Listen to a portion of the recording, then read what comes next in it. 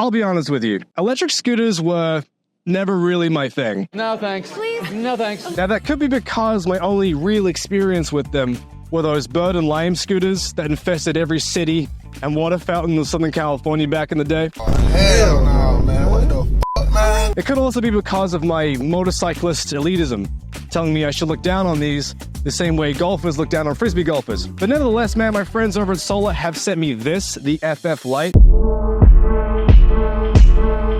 This is a 60-volt, 45-mile-an-hour electric scooter, and I can say with full, unsponsored bias, that this has completely changed my perspective on electric scooters forever. Alright then, apparently this thing has a top speed of 45 mile an hour on a full charge. 45 on this thing. That kind of makes me a little bit nervous, man, because these wheels are about 10 inches big. You know what I mean? So 45 mile an hour with these little wheels. Okay, so this scooter has front and back motors for the wheels, which you can adjust. I currently have it on the back wheel. Only the back wheel is getting the power. And you've got 3 modes. You can also change what throttle response you got. So you have Sport, Eco Pro, and Comfort. So put that in Sport, gear level 3, front and back motor. So this is basically in its most unleashed mode. So I have my phone GPS going, and we'll compare that to the Speedo, whatever that'll tell me. I'll also be timing how... Wheel spinning. Let me get in position here. 25, there's 30 already, oh my god.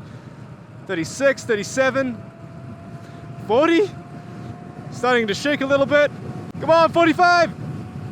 43, 44. All right, 44 mile an hour. That's as quick as I can get this thing. God, that accelerates so quickly. I'm not used to the front wheel doing anything. I've ridden motorcycles my whole life and they don't do that. All right, run number 2. 43, 44. Come on, 45, there it is. It flashed for a glorious 46. Stops well too. I like these brakes, man. Doing 45 on this kind of feels like going downhill on rollerblades. You know, just one pothole, and I'm having dinner with my ancestors. Like I already mentioned, this thing has a 60-volt, 23-amp-hour battery, along with 2 16-watt motors front and back. And as you guys have just seen, this thing does not f*** around. Another thing this scooter features is full suspension front and rear. Now, I probably don't have to explain this, but this is not exactly a Suron. Now, I say that because I was dumb enough to try to take it off a couple of little PB jumps, and it didn't go well. I thought I was going to break the thing before I finished the video. That's not a good feeling. But overall, the suspension is great on the road. It absorbs all the bumps and the surfaces, and it is perfectly cushy to hop down a curb with little issue. One feature in particular I like about the scooter a lot is the LCD screen. And not just because it's an LCD screen, but the fact that it comes with these numbers right here so you can punch in a code to unlock the scooter. I like this a lot because it means no one can just walk up to it, power it on, and ride off with it. One feature that is less awesome, however, is the half twist throttle right there. I'm not a fan of that design. I would have much preferred a thumb throttle, but thankfully Solar can send you one pretty easily, and I think you can actually request that it comes with one instead of the twist throttle. Another awesome feature that the scooter has is hydraulic disc brakes, and they work great. I'm genuinely surprised at the quality of these brakes, and they're from a brand called Nut. The overall scooter weighs about 70 pounds, which isn't that heavy, I guess, but you know, it'll probably squeeze a few grunts out of you when you put it into the back of your pickup truck. It definitely did for me. As a matter of fact, I'll be honest, the awkward weight of the thing made me question my masculinity a little bit. Kind of like when the pickle jar gives you a hard time for no reason. And it's like, god damn, what happened to me? Moving on to the final main feature, which is this stabilizer right here, which came with the scooter. And that is 100% necessary. Keep in mind that these scooters don't have much in the way of rake and trail. So when you're going 45 mile an hour, they become very twitchy and unstable. And that stabilizer is literally a lifesaver. The overall height of this scooter is roughly 4 feet. I'm 5'10", and this thing comes up, damn it, and this thing comes up to my chest right here. So I wouldn't be giving this to anyone below the age of 12. But one of the best things about the scooter is that it is also foldable. The price of this scooter on Solar.com is $17.99, $1,800, which, in my opinion, is pretty good value for money, man. That's not bad at all. Okay, I'm going to be taking the Solar FF Lite up my electric motorcycle dirt test trail. This kind of trail is not what this scooter is built for, but it's Tuesday afternoon. I have nothing better to do. The scooter is currently running with both front and back motors. I have to say the amount of pull this thing has uphill is seriously impressive. There's a lot of e-bikes I've ridden that at least electric bicycles that don't have anywhere near this kind of pull uphill. I'm only doing like half throttle as well. I'd like to say that the suspension is definitely not built to handle something like this. And these tiny 10-inch wheels means that any rut could spell the end for old Hamimoto. But here we go, full throttle uphill, doing 23. Lots of rocks. You know, this is one of the most awkward things I've ever done. It's actually handling it quite well though, I have to say. For an electric scooter, man, this isn't bad. Oh, fuck. Yeah, because the front motor is getting some kind of drive, the front will tuck on you, which is certainly uncomfortable. And lastly, we'll go up this little hill right here, which is probably filled with rattlesnakes. Come on. It's fighting for traction, but man, it's getting up. And there we go. Right at the peak of the Beaumont Suburban Hill. Not bad. I gotta say, it's certainly not an off-road scooter, but it has the power to get up an off-road trail, man. I mean, that alone is pretty impressive. Now, I have not ridden. It's also a lot of work. Now, as I mentioned earlier, I've got very limited experience with electric scooters, so I have no idea if this is good or not. But all I can say, compared to electric bicycles that I've ridden, that got up that hill a lot better than most of them that I've ridden have done. Maybe just out of shape, man. All right, let's see how the FF Lite handles the downhill. I think I've already complimented the brakes, and they are quite good. I'm not noticing any kind of brake fade. But you know what? The suspension definitely isn't equipped. This thing is definitely not equipped with the right suspension for this. It does bottom out extremely easy. Again, this is not what it's built to do and everything, but trying to avoid the rut. Yeah, look at that. See that little jumpy jump? All right. Down to the bottom of the hill in one piece. Didn't get down quickly. Didn't get down with much skill either, but I got down.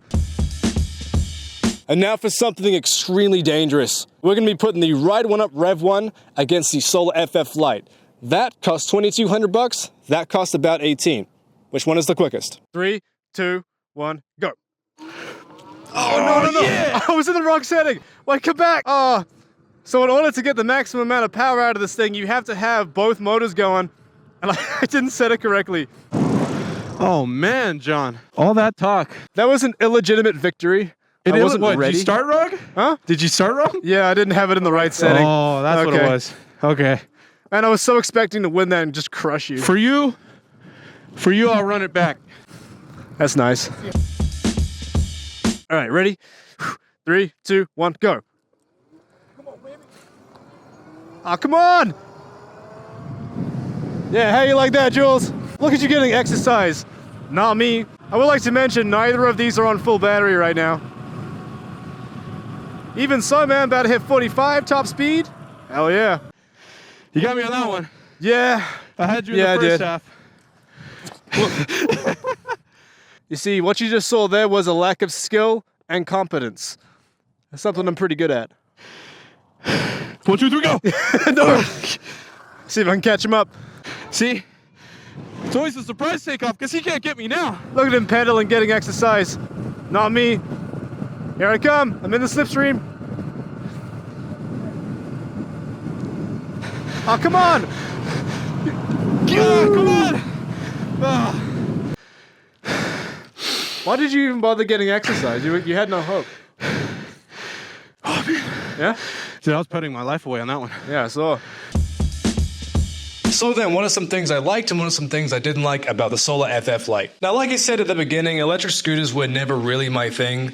And if I'm being even more honest, I always thought they were kind of geeky. But everything I felt about scooters before having this was just pure ignorance. I have a whole newfound respect for these things and for the people who ride them. 45 mile an hour is still 45 mile an hour regardless of what you're riding. And crashing at that speed, no matter what, still hurts like hell. So I would 100% recommend wearing gear when you're riding this thing. Okay, moving on to some things I liked about the Solar specifically. First of all, the power is excellent. It was a big surprise. Not only does it get to 45 mile an hour, but it gets there extremely quickly thanks to those powerful dual motors. It's not as fast to its top speed as my Sauron is, but it's still very quick and way quicker than most of the e-bicycles that I ride. What's actually insane to me is the fact that this is just a mid-tier scooter. There are scooters out there that are doing 90 mile an hour now, which is insane to me. I don't know why in the world you would want to go more than 45 on a scooter, but I don't know, to each their own, I guess. All I'm saying is that this is enough for me. Moving on to some other things that I liked, the brakes were excellent. They were a big surprise. Tons of feel, no brake fade, just in general, nice high quality brakes that I wasn't expecting to find on the scooter. Obviously, another great thing about the scooter is its price. It's roughly $1,700, and the price to performance ratio with this thing